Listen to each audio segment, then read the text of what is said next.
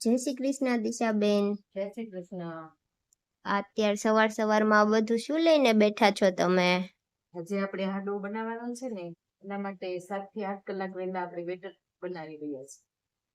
Okay, તો હાંડવા માટે કઈ રીતે કરવાનું આવે? હાંડવાનો લોટ દળાવી લીધો છે. હા. અડદની દાળ, ચણાની દાળ, મગની દાળ અને ચોખા, એ બધું દળાવીને લોટ તૈયાર કરેલો છે. ઓકે.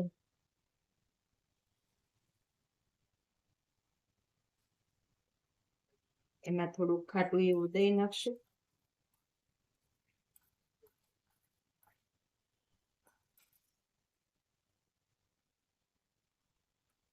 આ ખાટી છાશ લીધેલી છે.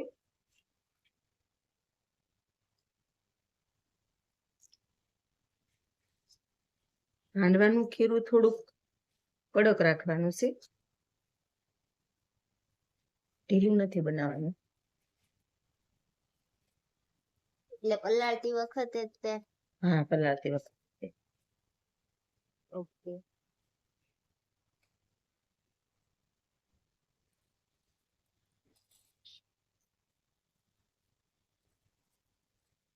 આજે તો ખાટો મીઠો હાંડવો ખાવા મળશે આપણને સાંજે, એના માટે બેટર બની રહ્યું છે.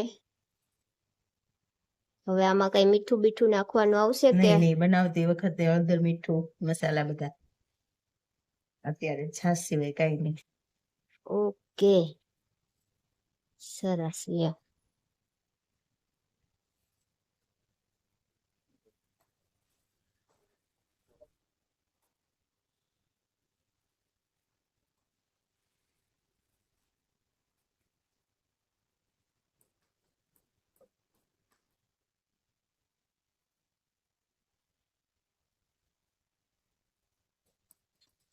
આપણું આ હાંડવાનું બેટર આવી રીતે પલાળવાનું છે, સાવ ઢીલું રાખવાનું નથી, અને 7 થી 8 કલાક વહેલા પલાળવાનું છે કે જેથી સરસ મજાનો આથો આવી જાય અને હાંડવો પણ સરસ મજાનો બને.